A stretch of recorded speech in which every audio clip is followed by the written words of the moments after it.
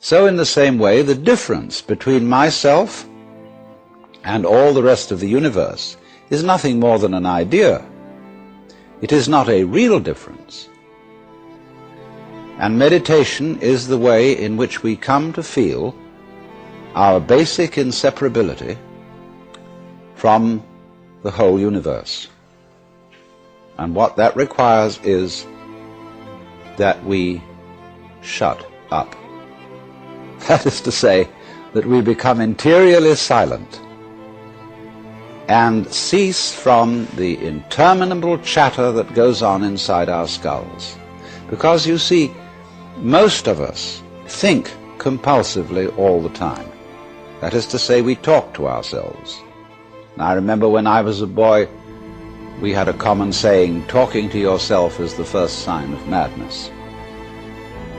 Now, obviously, if I talk all the time, I don't hear what anyone else has to say. And so in exactly the same way, if I think all the time, that is to say, if I talk to myself all the time, I don't have anything to think about except thoughts. And therefore I'm living entirely in the world of symbols, and I'm never in relationship with reality. All right, now that's the first basic reason for meditation.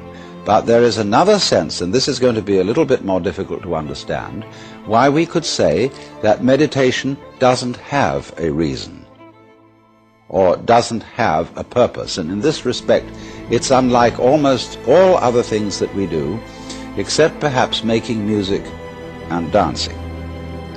Because when we make music, we don't do it in order to reach a certain point, such as the end of the composition.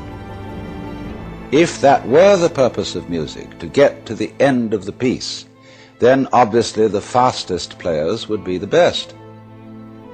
And so likewise, when we are dancing, we are not aiming to arrive at a particular place on the floor, as we would be if we were taking a journey. When we dance, the journey itself is the point. When we play music, the playing itself is the point. And exactly the same thing is true in meditation. Meditation is the discovery that the point of life is always arrived at in the immediate moment.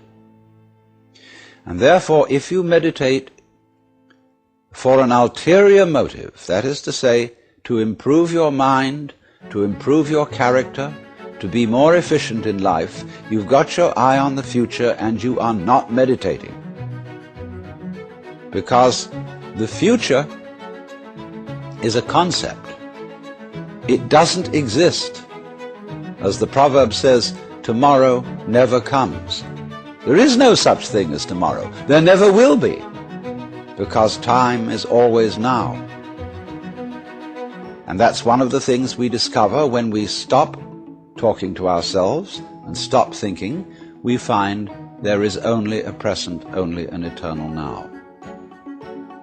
So it's funny then, isn't it, that one meditates for no reason at all, except we could say for the enjoyment of it. And here I would interpose the essential principle that meditation is supposed to be fun. It's not something you do as a grim duty. The trouble with religion as we know it is that it is so mixed up with grim duties. We do it because it's good for you. It's a kind of self-punishment. Well, meditation, when correctly done, has nothing to do with all that. It's a kind of digging the present. It's a kind of grooving with the eternal now. And brings us into a state of peace where we can understand that the point of life, the place where